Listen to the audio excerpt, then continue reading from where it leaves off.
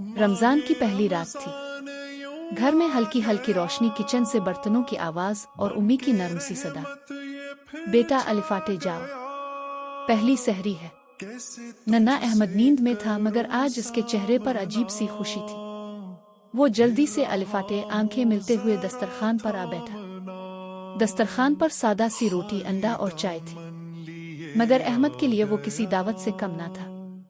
کھاتے کھاتے اس نے ابو سے پوچھا، اگر میں بھول کر پانی پی لوں تو کیا روزہ ٹوٹ جائے گا؟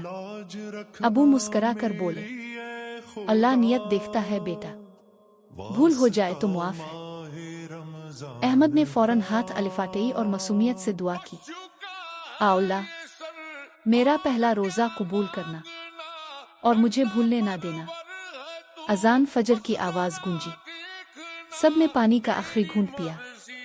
اس دن احمد کو بھوک ضرور لگی، مگر اس نے ایک گھونٹ پانی بھی نہیں پیا۔